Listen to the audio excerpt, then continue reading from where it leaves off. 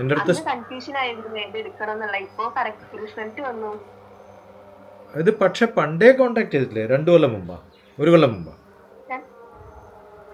ഒരു കൊല്ലം ആയിണ്ടാവും. ആ കൊല്ലായിരുന്നോ? ഇപ്പൊ എന്താ പിന്നെ കൺഫ്യൂഷൻ?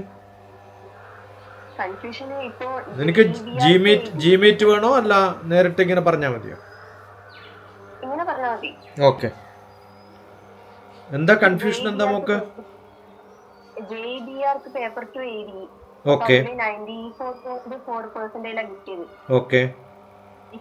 എക്സാമിന്റെ ഇടയിൽ കൂടെ ഇത് കോച്ചിങ്ങിനൊന്നും പോവാതെ കിട്ടിയതാ. പക്ഷെ ആ മാർക്ക് വെച്ച് NIT കാലിക്കറ്റ് കിട്ടുമോ ഇല്ലേന്നുള്ള കൺഫ്യൂഷനാണ്. എനിക്ക് പേഴ്സന്റേജിലും അഡ്മിഷൻ കിട്ടുന്ന സ്ഥലവും തമ്മിൽ ബന്ധിപ്പിക്കാനുള്ള അറിവില്ല.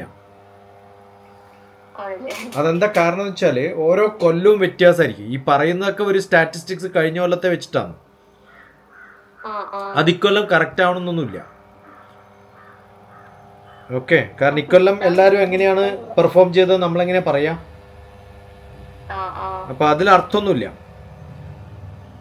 ഇപ്പൊ പേഴ്സന്റേജിൽ കഴിഞ്ഞ വർഷത്തേത് വെച്ചിട്ട് ഈ വർഷം കിട്ടുമോ ഇല്ലയോ എന്ന് പറയുന്നത് ശരിക്കും മണ്ടത്തരാന്നാ ഞാൻ പറയാം. ഓക്കെ, പിന്നെ അടുത്ത ചോദ്യം എന്താ പറയാ മോള്?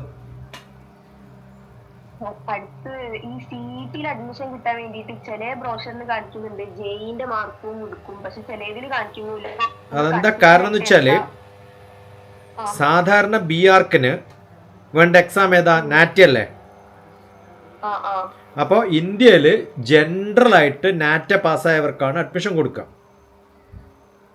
പക്ഷെ CET JEE പേപ്പർ 2ലുള്ള ഒരു നോംസ് നോക്കിയിട്ട് അത് ആക്സെപ്റ്റ് ചെയ്യാറുണ്ട്. അല്ല, അത് എഗെയിൻ ഞാനത് പറഞ്ഞ പോലെ ഇപ്പം നാറ്റ പാസ്സായിട്ട് വന്നിട്ടുള്ളവരും JEE പേപ്പർ 2 വന്നിട്ടുള്ളവരും അയാൾ ആരെടുക്കണം എന്ന് അവർ തീരുമാനിക്കുന്ന മാനേജ്മെന്റിന്റെ തീരുമാനമാണ്. ഓക്കെ, അപ്പൊ രണ്ടും പോസിബിൾ ആണ്. അതുകൊണ്ടാണ് രണ്ടും തന്നിരിക്കുന്നത്. പല ബ്രൗഷറിലും അതുകൊണ്ടാണ് അങ്ങനെ ഉണ്ടാവുക. അതെ അതെ അതെ. അപ്പൊ അതുകൊണ്ട് കീമില് ആർക്കിടെക്ചർ അഡ്മിഷൻ പ്രോസസ്സ് ഒരു ആപ്റ്റിറ്റ്യൂഡ് ക്വാളിഫിക്കേഷൻ ടെസ്റ്റ് വെച്ചിട്ട് നടത്താനും വേണമെങ്കിൽ അവർക്ക് ചെയ്യാം. വേറെ ആരും കിട്ടിയിട്ടില്ല എന്ന് വിചാരിക്കും. ഇതെല്ലാം അങ്ങനെ നിയമമുള്ള ഒരു വളരെ സ്പെസിഫിക് ആയിട്ടുള്ള നിയമമുള്ള സംഭവമൊന്നും അല്ല.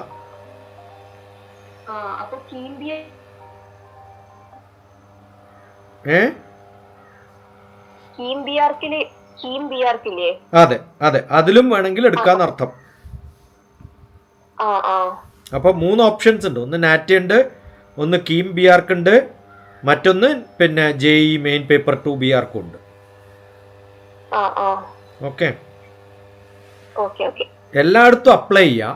എന്നിട്ട് ഒരു സ്ഥലത്ത് കിട്ടി മറ്റേ സ്ഥലത്ത് കിട്ടി ഇതിൽ ഏതാ നല്ലതെന്ന് ചോദിച്ചാൽ ഞാൻ കൃത്യമായിട്ട് പറഞ്ഞുതരാം. ഓക്കെ, ഇനി ഇതൊന്നും ഇല്ലെങ്കിലും ഇപ്പൊ സിവിൽ എഞ്ചിനീയറിംഗ് പാസ്സായിട്ട് BRക്കിൽ ഒരു സ്പെഷ്യലൈസേഷൻ ചെയ്യാൻ പറ്റുകയാണ്. അത് പാരലായിട്ട് നമ്മൾ കുറേ സർട്ടിഫിക്കറ്റ്സ് എബ്രോഡിലുള്ള ഓപ്പൺ ഓൺലൈൻ കോഴ്സ് ചെയ്യുകയാണ്. നമുക്കതിൽ താല്പര്യമുണ്ടെന്ന്. കാരണം ഇതൊക്കെ പ്രൈവറ്റ് നമ്മൾ പ്രാക്ടീസ് ചെയ്യുന്നതിനാണ് ഇതൊക്കെ ഏറ്റവും കൂടുതൽ ഓപ്ഷൻ. ഇപ്പോൾ BRക്ക് കഴിഞ്ഞ് MRക്ക് കഴിഞ്ഞ് അത് കഴിഞ്ഞിട്ട് പല കൺസ്ട്രക്ഷൻ കമ്പനികളിലും അവർക്ക് കൊടുക്കുന്ന പണി എന്താ അറിയോ? ഫിനാൻസ് ആണ്.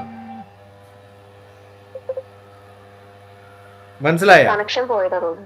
അപ്പോൾ ചിലർക്ക് ഈ BRക്കും MRക്കും കഴിഞ്ഞിട്ട് കൺസ്ട്രക്ഷൻ കമ്പനികളിൽ നമ്മൾ ആർക്കിടെക്ചർ ആയിട്ട് പോകും എന്നൊക്കെ പറഞ്ഞ് അപ്പോയിൻമെന്റ് കിട്ടിയാലും കൊടുക്കുന്ന പണി ചിലപ്പം ബിൽഡിങ്ങിന്റെ ബഡ്ജറ്റ് ഉണ്ടാക്കലും അതിന്റെ ഫിനാൻസ് നോക്കലും അങ്ങനത്തെ ക്ലറിക്കൽ പണിയായിരിക്കും ഒരു 4 കൊല്ലം കൊടുക്കുക. അപ്പോൾ ഈ ഒരു ബിസിനസ്സുകാരനെ സംബന്ധിച്ചിടത്തോളം സ്വന്തം പ്രാക്ടീസ് ചെയ്യാത്തൊരു BRക്കും MRക്കും ഏതെങ്കിലും ഒരു കമ്പനിയുടെ കൂടെ ചേർന്നാൽ ഈ പഠിച്ചതൊന്നും അല്ല ചിലപ്പോൾ അവിടെ പണി ചെയ്യേണ്ടി വരും. ഇതൊക്കെ റിലേറ്റഡ് ആണ്. കാരണം ബഡ്ജറ്റ് ഇല്ലാണ്ട് ഒരു പണിയും നടക്കൂലല്ലോ. അപ്പോൾ ഒരു 1-2 ഒരു ആർക്കിടെക്ചറൽ ഫേമിന് ചിലപ്പം അവർ കോൺട്രാക്ട് കൊടുത്ത് വലിയ കമ്പനികളൊക്കെ ചെയ്യുന്നത് ഈ ആർക്കിടെക്ചർ പറഞ്ഞത് കറക്റ്റായിട്ട് ചെയ്യുന്നുണ്ടോയെന്ന് സൂപ്പർവൈസ് ചെയ്യലായിരിക്കും. അത് എല്ലാ ദിവസവും പണി ഉണ്ടാവില്ല. അതിനേക്കാളും പണിയുള്ളത് ഇതിൻ്റെ ബുക്കിങ്ങും അതിൻ്റെ ഫിനാൻസ് കൺട്രോളും. പക്ഷെ അങ്ങനെയൊക്കെ വർക്ക് ചെയ്യുമ്പോൾ കുറേ പഠിക്കും. അത് BRക്ക് പഠിച്ചാലും സിവിൽ എഞ്ചിനീയറിംഗ് പഠിച്ചാലും ഒരേ പണിയാണ് ചിലപ്പോൾ ചെയ്യുന്നുണ്ടാവുക.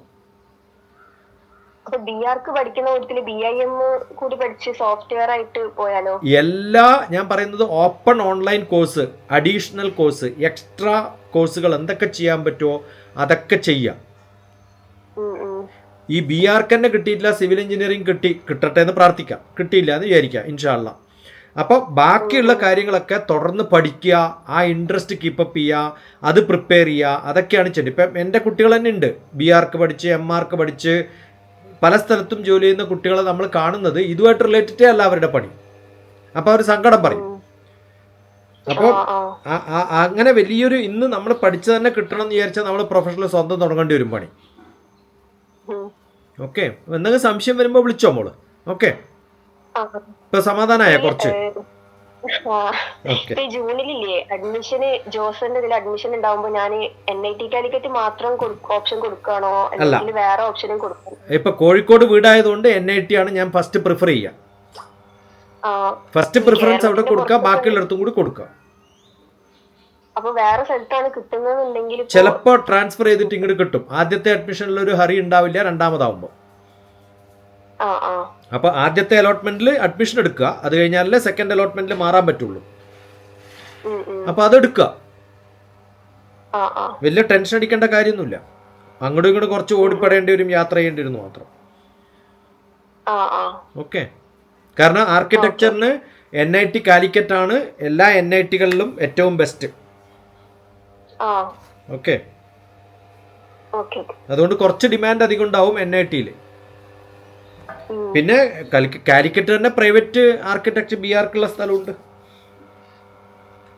പക്ഷെ ജെയിന്റെ മാർക്ക് വെച്ചിട്ടുണ്ടാവും. ഞാൻ ഇതിൽ കുറെ നോക്കുമ്പോഴും ജെയിന്റെ മാർക്ക് വെച്ചിട്ട് കേരളത്തിൽ വേറെ ഇൻസ്റ്റിറ്റ്യൂട്ട് ഒന്നും ഇല്ല എന്നുള്ളതാ കാണിക്കുന്നത്. അപ്പൊ അതെ, ഈ അവരൊക്കെ മിക്കവാറും ഈ ഒരു സെറ്റ് അഡ്മിഷൻ കഴിയുമ്പോൾ അഡ്വർടൈസ്മെന്റ് ഒക്കെ പിന്നെയും വരും. അപ്പൊ ആലോചിക്കാം. ഓക്കെ, ശരി, ഓൾ ദ ബെസ്റ്റ്. ശരി മോളെ.